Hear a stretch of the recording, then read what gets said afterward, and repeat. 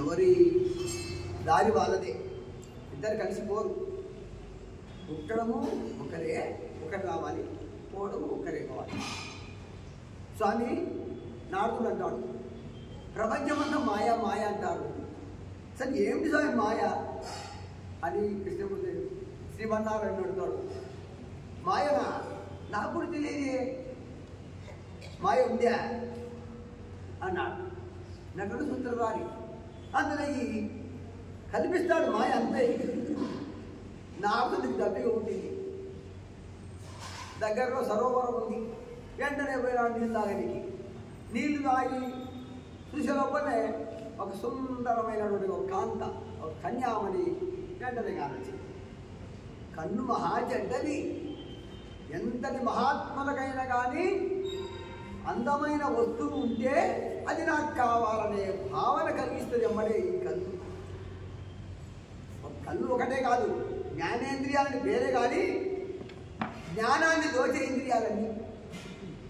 శరీరానికి చల్లగా తగ్గుంటే ఏసీ కావాలనిపిస్తుంది. ముక్కు మంచి వాసనతో ఆ వాసనతో మనకే ఉండాలనిపిస్తుంది. మంచి అనురాగమైన పాటలు ఉంటే ఈ చెవులు నాకే కావాలంటాయి. మంచి తిండి ఉంటే ఈ నాలుక నాకే కావాలంటుంది. పొట్ట పట్టకుండా కానీ అంటుంది మాయ అనమాట. ఈ జ్ఞానేంద్రియాల ద్వారా నారదుడు ఆ కన్యామణిని చూశాడు. వెంటనే మోహంలో ఉన్నాడు. దగ్గరే వినాడు. ఎవరు నువ్వు? ఇక్కడ ఇంత అందమైనటువంటి సుందరీమణి ఇక్కడ ఉంటే నేను ఇక్కడ వైద్యానికి సంబంధించిన ఆమెను ఇక్కడనే ఉంటాను, అయితే నన్ను వివాహం చేసుకుంటావా అని నా సరే ఇద్దరు వివాహం చేసుకున్నారు. అక్కడనే ఒక గుడారం వేసుకొని కాపురం ఉన్నారు. కాపురం ఉంటానే ఊరుకుంటారా పిల్లలు కలిగిన 5 మంది 6 మంది అంతా మాయ అన్నమాట. అప్పటికప్పుడు ఎంత కాగానే ఈ పిల్లలకు తిండి కావాలి కదా, నాయన తిండి అమ్మ తిండి అంటుంటే ఈ భార్య ఏం పని చేయకపోతుంది, ఎట్లా ఏం కదా అదో ఇదో చేయకపోతే కానీ ఆమె తిట్టడం మొదలుపెట్టింది. పిల్లలు అరవడం మొదలుపెట్టినారు. ఈయనకు అర్థం కాలే. ఇంకా వెంటనే భగవంతుణ్ణి నారాయణ అని అన్నాడు. ఆ నారాయణ ఎవరన్నాడు? ఏంది ఈ కన్యామణి లేదు, ఈ పిల్లలు లేరు, ఏం లేదు, ఈ సరోవరం లేదు, ఈ దబ్బిగడి. అప్పుడు ఏం నారదా ఎంతసేపు ఉంది? స్వామి మాయ. మాయ అంటే ఎట్లా అంటే అది కల్పితం అంతే, నిజం కాదు. ఈ కల్పితమైనటువంటి మాయకు లోబడి మనము మాయా విలాసంలో ఉన్నటువంటి అన్ని కూడా నిజమని తలంచి వస్తువులను సమకూర్చుకుంటాం. సమకూర్చుకున్నటువంటి వస్తువుల నుంచి విడిపడలేక వాటి మీద భ్రాంతి పోతూ విడిచిపెట్టాలని కోరుకుంటుంది. వాటిని విడిచిపెట్టలేము, పక్కకు పోలేదు. దాంట్లోనే పురుగు చుట్టుకొని దాంట్లో నుంచి బయటికి రాలేక ఏ విధంగా దాంట్లోనే మరణిస్తుందో మానవ జీవితం కూడా ఒక దాన్ని పెట్టుకున్నాక దానికోసం అంకితమై చేసి ఆఖరి ఎందుకు చేసినా హాయిగా కృష్ణారామాన్ని ఎక్కడ కబం చేసుకోకుండా బాగుంటుంది. ఎంత లేనిపోయి చేసింది అనిపిస్తుంది. ఇదంతా కూడా మాయ. ఏం స్వామి ఇదంతా అంటే నా ఆట అన్నారు. కాబట్టి భాగవతం అనేది మనకి ఇచ్చినాడు. ఎందుకు? ఆయన యొక్క క్రియలేవన్నీ కూడా దుర్యోధనుడు ఆయనే, దుశ్శాసనుడు ఆయనే, ధర్మరాజు ఆయనే, భీముడు ఆయనే.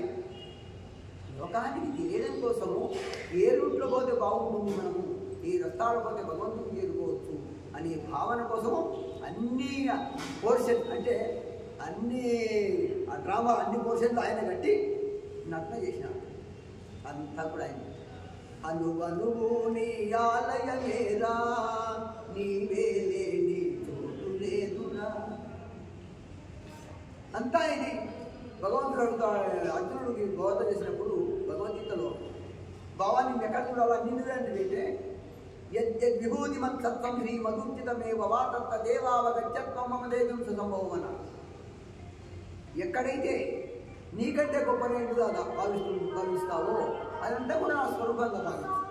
ఎందుకంటే ప్రపంచమే నా స్వరూపం, ప్రపంచమే నేను. పంచభూతాలను సృష్టించి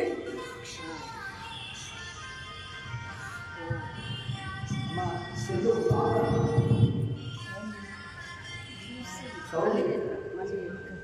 చూడు చూడు ప్రపంచమే నా స్వరూపం అని చెప్పేసి ఆ పరమాత్మ చెప్పినాడు. కాబట్టి మనకంటే ఎక్కువగా ఉన్నటువంటి వస్తువు ఏదైతే ఉందో అదంతా కూడా భగవంతుని స్వరూపంగా భావించి మనము అనునిత్యం ఆ పరమాత్మను స్మరణ చేసుకోవచ్చు. ఈ మాయను దాటడానికి ఎన్నో మార్గాలు ఇచ్చాడు. భక్తులను సృష్టించి ఆ భక్తి ద్వారా మనము పరమాత్మను చేరుకోవచ్చు అనే విషయానికి సౌండ్ పూర్తిగా తగ్గింది. కొద్దిగా వస్తే ఇక్కడికి పెట్టుకుంటే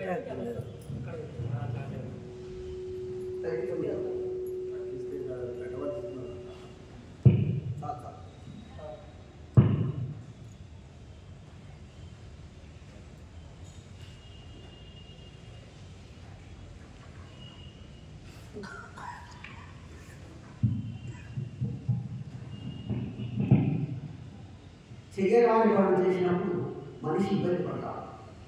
ఏ సమయంలో ఏం చేయాలి అనే విషయానికే మనం భాగవతం చెప్తున్నాం. సాయంత్రం సమయంలో ఏం చేయాలి? భగవంతుడు ధ్యానం చేయాలి.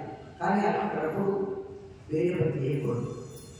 అది ఇది వక్రీకరిస్తుంది. అలాగే హిరణ్యకశిపుడు హిరణ్యాక్షుడు కూడా చేయరాని పని సమయం కానటువంటి సమయంలో ఆ కశ్యపుని దిగి బాధపెట్టి కానిటువంటి సంతానం ఈ సమయంలో శివుడు ప్రమాదకరణ చేత రాక్షసుల చేత సంచరిస్తుంటాడు అని చెప్తే కూడా వినక ఆమె తన కోరికను తీర్చుకున్నందుకు హిరణ్యాక్షుడు హిరణ్యకశిపుడుగా రాక్షసుడు ఉంటాడు. అది ఎట్లా అంటే ఒకదానికొకటి మనకు నామదేవుడు చెప్పినట్టు చెప్తున్నాడు. విష్ణుమూర్తి పాలకల్లో నిద్రిస్తున్నప్పుడు జయవిజయులనే ఇద్దరు భక్తులు ద్వారపాలకులుగా ఉన్నారు. అక్కడికి బ్రహ్మమాన సూత్రుడైనటువంటి సనక సనంతర సనత్కుమార సనత్సుజాతుడు అనే నలుగురు స్వామివారి దర్శనానికి వస్తారు. స్వామివారు ఏకాంతంగా ఉన్నారు. లోపలికి పోలేదా ఈ ద్వారపాలకులు. వారి కోపం వచ్చింది. మీరు రాక్షసుగా జన్మించండి అని చెప్పి శాపం. ఎవరిని గుర్తుంటాడు భగవంతుడు? ఎవరిని గుర్తుంటాడు? తొందరగా కాదు ద్వారపాలకులు ఉన్నారు. వాళ్ళకు కూడా గుర్తుపోయాడు. క్రియ ఆ క్రియ చేతనే మాయ చేతనే మనకు మార్గాన్ని చూపుతూ ఉంటాడు. రాక్షసులను వచ్చింది. హిరణ్యాక్షుడు హిరణ్యకశిపుడు ఉంటారు. హిరణ్యాక్షుడు భూమిని చుట్టి సముద్రం తీసుకుపోతే వరాహ రూపం అవతరించి మహావిష్ణుడు హిరణ్యాక్షుడు సంహరిస్తారు. అప్పుడు హిరణ్యాక్షుడు యొక్క భార్యలు తల్లి అందరూ కూడా దుఃఖిస్తూ ఉంటారు. ఆ సమయమందు హిరణ్యకశిపుడు దగ్గరికి పోయి ఒక తల్లి చెప్తాడు, అమ్మా ఈ జీవితం అంతా కూడా బాటసాలను పోతూ ఒక చలివేంద్రం దగ్గర నీళ్లు తాగడానికి అలా కలుస్తారో వచ్చేప్పుడు అందరూ కూడా అలా కలవడము, ఎవరి దాహం తీరిపోతే వాళ్ళు పోవడము. అలాగే జీవితంలో కూడా ఎంతోమంది వస్తుంటారు, ఎంతోమంది పోతుంటారు. మనకు ఒకప్పుడు ఒక్కడే ఉన్నాం, పెళ్లి ఇద్దరైనారు, మళ్ళీ పిల్లలు ఉన్నారు, నలుగురు అయినారు, 6 మంది అయినారు. 6 మంది నుంచి మళ్ళీ ఉంటారు, ఒక్కొక్కరు పెళ్ళైనా ఒకరు ఇంటున్నారు. మళ్ళీ ఆ భార్య ఒకరు ఒకరి ముందు ఒకరి ఆటలు ఒక్కడే. ఇది లోక సహాయం. ఈ లోక సహాయాన్ని గురించి నీవు ఆలోచించకూడదు. కాబట్టి నీవు 7 మాను అని చెప్పేసి హిరణ్యకశిపుడు తల్లి చెప్పాడు. అని చెప్తూ పూర్వము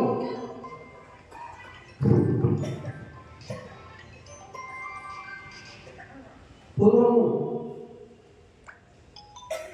ఒక మహారాజు చనిపోతే భార్య ఏడుస్తూ ఉంటే ఆ భార్యను యముడు బాలవేషంలో వచ్చి చెప్తాడు ఈ విషయాన్ని కూడా.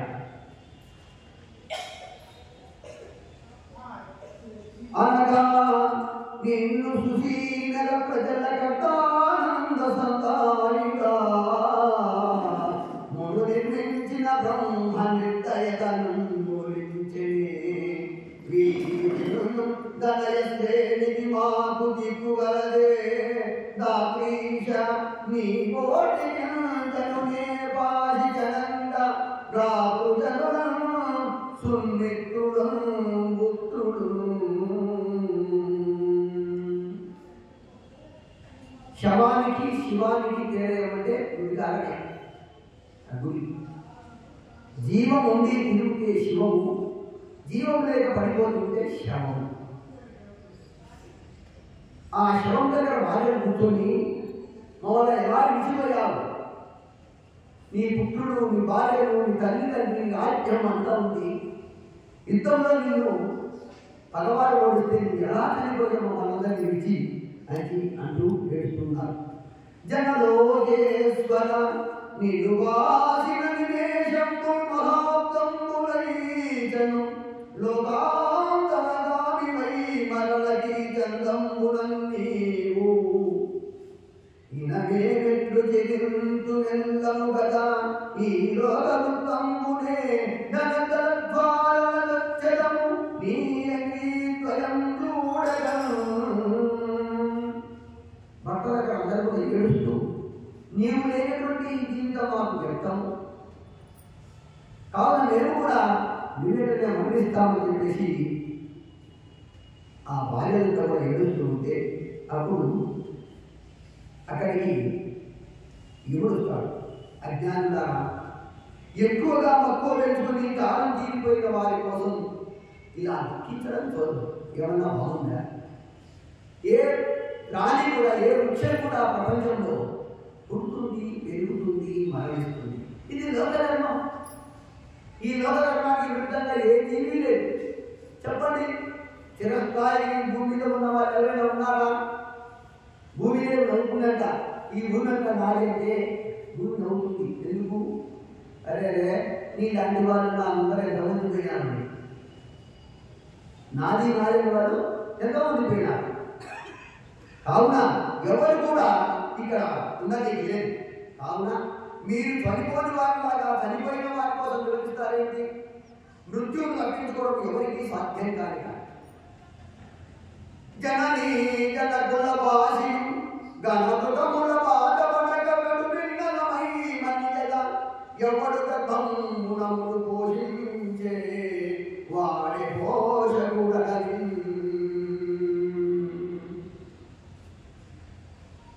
తల్లిదండ్రులు విడిచిపెట్టి చిన్నప్పుడే ఘోరమైన అడవిలో ఉంటే తోడేలాంటి క్రూర మృగాల మధ్య ఉన్న పరమేశ్వరుని ధరే ఉంటే సురక్షితంగా ఉంటాడు.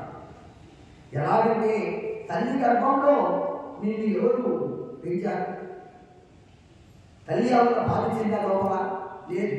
కానీ సృష్టి నియమంగా దానిపై అదే పరమేశ్వరుడు ఇచ్చినటువంటి మహావరం. మనం మంచిగా ఉండే ఆహారం తీసుకుంటున్నాం. ఎవరు లోపల జీవనం చేస్తున్నారు? ఎవరు ఈ శరీరాన్ని శక్తినిస్తున్నారు? ఎవరు నిద్రయిస్తున్నారు? ఎవరు ఆరోగ్యం ఇస్తున్నారు? ఎవరు ఈ శక్తిని ఇస్తున్నారు? మనకు ఎక్కడ తెలుసా? నేను తిన్నాను, నేను అందించాను, నేను నిద్రపోయాను. ఇవన్నీ ఈశ్వరుడు సక్రమంగా మనకి ఇస్తుంటే మనము ఉపవాసాగా ఉన్నామే. కానీ ఈశ్వరుడు ఒకరోజు ఇవన్నీ కూడా చేయకపోతే లోపల చాలా కష్టంగా. కావున నేను గొప్ప అనేది లేదు. ఇక్కడ ఎవరి పని వాళ్ళు గొప్ప. ఒకసారి జ్ఞానేంద్రియములు, కర్మేంద్రియములు మనకు అడిగి ఈ జ్ఞానేంద్రియములు, కర్మేంద్రియములు కలిసి ఒక చోట ఒక సభ ఏర్పాటు చేసినాయంట. చేసి మనలో ఎవరు గొప్ప అని సభ చేసింది. అప్పుడు కన్ను వేసి మేమే గొప్ప, ప్రపంచాన్ని చూడకుంటే మీకు దిక్కు లేదు, మేము గొప్ప అని కన్నాయి. వెంటనే చెవులు చేసినాయంట. నువ్వే గొప్ప, ఏడాది శబ్దం వినకుంటే అది నేను చేరలేకుంటే నీకేం తెలుసు, కాబట్టి నేను గొప్ప. ముక్కలది నా శ్వాస భాగం మీరంతా నడుస్తున్నాను, నా శ్వాస లేకపోతే నీకు శక్తి లేదు, కనుక నేను గొప్ప. నాలుగన్నది నేను తినగలుగుతేనే కదా మీరంతా ఆహారం అంది జీవిస్తున్నారు, కాబట్టి నేను గొప్ప. చర్మం అన్నది ఈ చలికి వానకు కట్టుకొని మీకందరికీ దుప్పట్లాగా నేను ఉంటే నేను గొప్ప. మలమూత్రాలు ద్వారాలు కూడా మేము గొప్ప. అప్పుడు అన్నీ కలిసి 8 ఇంద్రియాలు, మలమూత్ర ద్వారాలు వాసన పనులు మీరు తక్కువ అని చెప్పేసి వారి పక్కన. ఈ 8 ఇంద్రియాలు, ఈ 2 ఇంద్రియాలు పక్కన ఉంటే నేనెందుకు పనిచేస్తాను తక్కువ అని చెప్పేసి మలద్వారం మూత్ర ద్వారం పనిచేయడం మాట్లాడాలి. ఆహారం పెడితే పోతుండాలా, పొయ్య మార్గం ఉంటేనే. ఇదే మార్గం ఉన్నప్పుడు పొయ్య మార్గం ఉండాలా, సంపాదించే మార్గం ఉన్నప్పుడు దానం చేసే మార్గంలో ఉండాలా. ఒకటి బయట కిందికి పోతుందా, అలా ఈ 2 ఇంద్రియములు పని మాట్లాడాలి. అప్పుడు మనిషి ఏమిటాడు, ఎప్పుడైతే మలద్వారం పనిచేస్తుంటేనే ఆయుధ ఉన్న మనిషి ఆ 2 పని చేయకపోతే నన్ను తేలాస్తాయి, ఒళ్ళు ఎలా ఉంటుంది మనకు తెలిసిందే. కాబట్టి వాళ్ళు కూడా సమానమైన వాళ్ళే. మనం బజార్లో షీపర్ గట్ట వాళ్ళు మూతకు దిగిన రోడ్డంతా దుర్వాసన వస్తుంది. వాళ్ళు కాలువని క్లీన్ చేయకపోతే కాలం ముందుకపోతే ఇంట్లో నీళ్ళు వస్తాయి. కాబట్టి ఒకరు గొప్ప ఒకరు తక్కువ అనే భావాన్ని మన జీవితం విడనాడాలి, మనస్సులో ఉంచుకో. ఎప్పుడు కూడా లోక సమస్త సుఖినోభవంతు, అందరూ కూడా సమానమే, నేను గొప్ప కాదు, మనమంతా ఈశ్వరుని యొక్క సంతానము అనే భావన కలిగి ఉండాలి.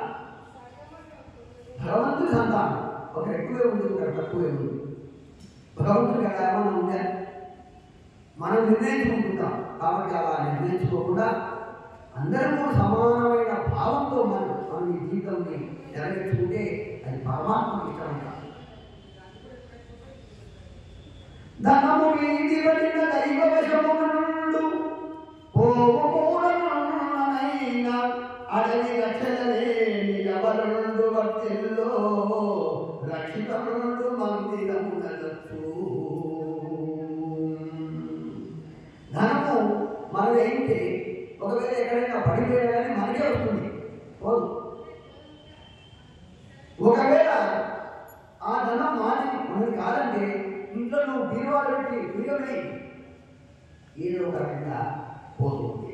కావున దుర్బలుడు అడవిలో ఉన్న భగవంతుడితో ఉంటే ఆయుర్వేదంతో జీవిస్తారు. అది లేని వాడు 50 మంది డాక్టర్లు చుట్టూ పెట్టుకున్న వారికి మరణం తప్ప. పంచభౌతికమైన భవనంబు దేహంబు పురుషుండు దీనిలో పూర్వకర్మ వశమున ఒకవేళ వర్తించు దీపించు దరి అయిన ఒకవేళ తొలగిపోవు చెడునేని దేహంబు చెడుగాని పురుషుండు చెడగాతనికి నింత సేటు లేదు. పురుషునికి దేహపుంగమునకు వేరు కాని ఏకత్వంబు కానరాదు. దారుల విలంబు ధర్మి కైవటి గాయముల దిరించు దాని భంగి నాలీనమైన నభముతాత్మున వేరు జరియవలయు దేహి దేహములకు. పంచభూములతో తయారైన దేహం ఒక భవనం అంటే ఇది ఒక అద్దె జీవునికి ఒక అద్దె శరీరం. ఇది ఏమిటితో తయారైంది? పంచభూతాలు.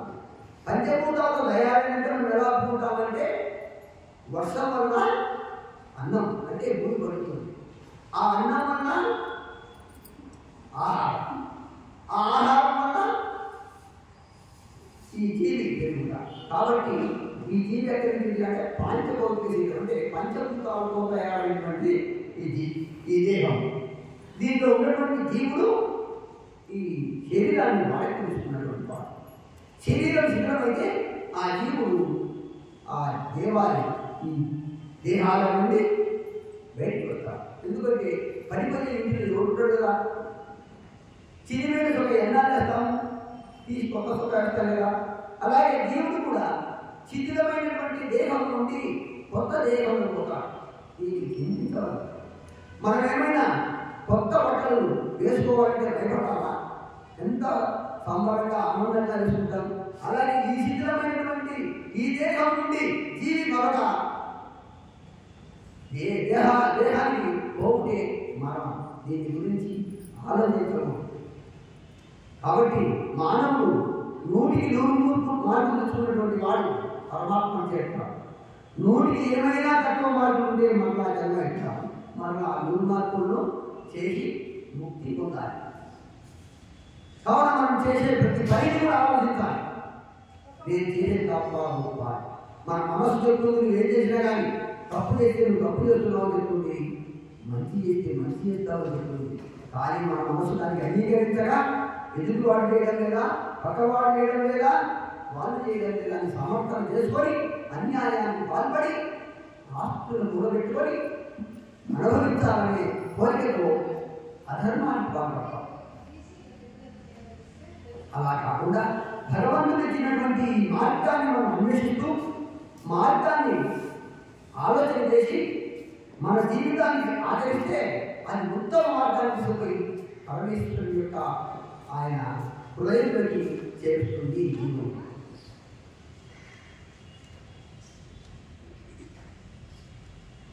ఎందాక ఆత్మదేహమునందడు అందాక కర్మయోగములపై గంధము మాయాయోగ స్పందితులై ఎప్పటి వరకు ఈ దేహము ధరించి ఉంటుందో అప్పటి వరకు ఈ కర్మ జరుగుతూనే ఉంటుంది. కావున ఆత్మదేహమును విడిచిపెట్టుకోవాలనే ఈ బంధాలన్నీ తెగిపోతాయి. వీటికి సంబంధమే ఉండదు. ఈ మాయాయోగం వల్ల జయించే హృదయంతో కుమిలిపోవడం వృధా అని చెప్తూ పూర్వము మీకు ఒక అక్షర వృత్తాన్ని చెప్పేసి మాయారూపంలో ఉన్నటువంటి రావి భార్యలకు అన్నిటి చెప్తున్నాడు.